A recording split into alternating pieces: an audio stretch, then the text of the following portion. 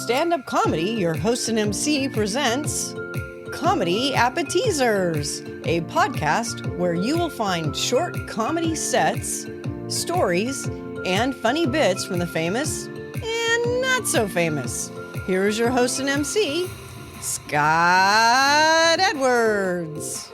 Ladies and gentlemen, welcome to another bonus episode, an audience of one, and we have back one of our exciting regulars, Bob Worley.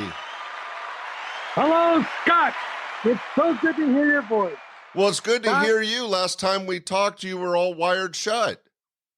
Well, as you know, I did have that unfortunate incident, and I know what you're thinking. You're probably thinking to yourself, why is he wearing that tightrope walker outfit? I almost said wanker, but it's actually walker. I'll tell you, and I'll tell you in a second. But you know, after that horrible fall, and I got to tell you, it was pretty tough.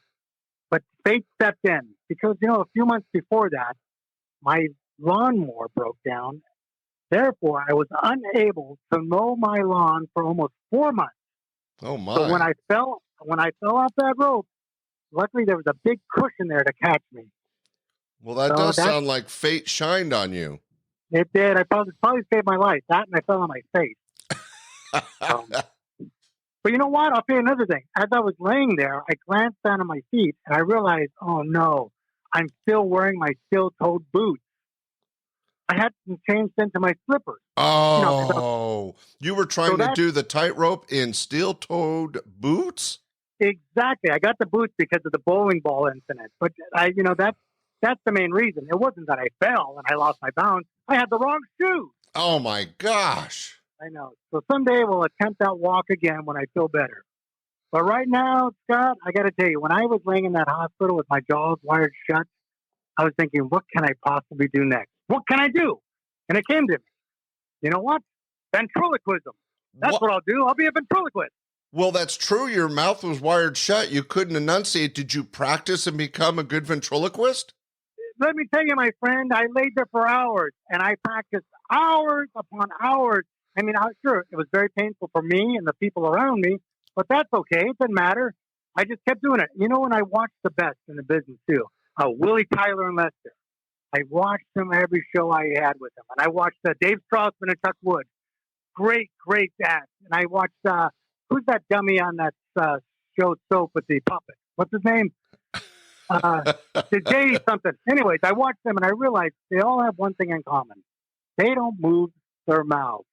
Well, like Jay Johnson, who you were referencing, when you're a ventriloquist, you're able to enunciate and put out another character by throwing your voice and not moving your lips. So what you're saying is, after being a magician, a juggler, and a tightrope walker, when your mouth was wired shut, you practiced ventriloquism.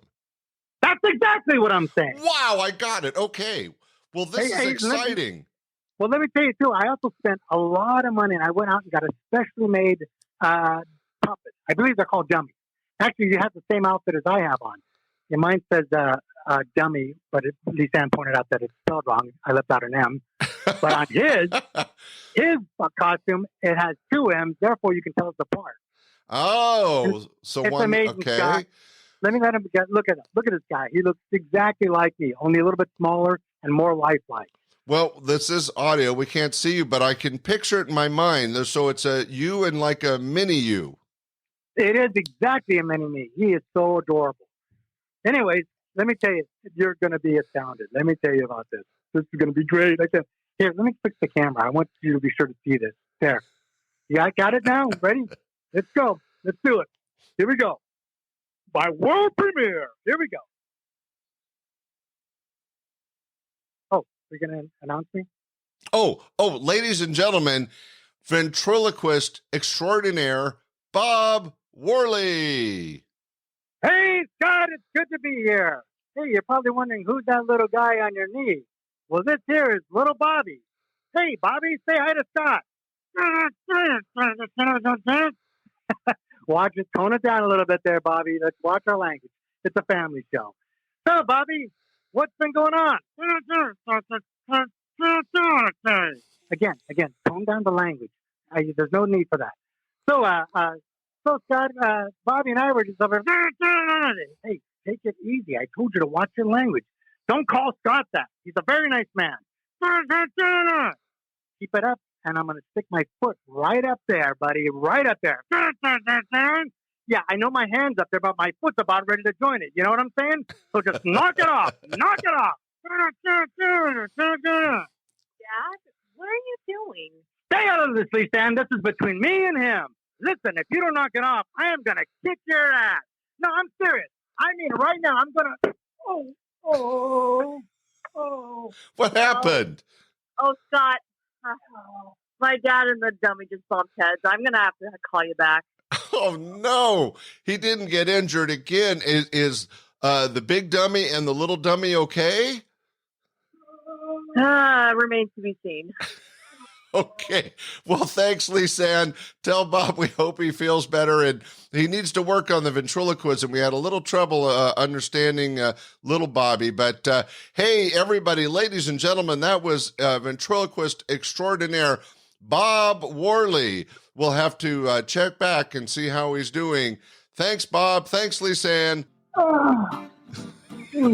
Thanks for listening to this week's episode of Comedy Appetizers. Be sure to share with family and friends, and we will see you this Sunday for our regular podcast, your host and MC, and again next Friday for another episode of Comedy Appetizers. Bye!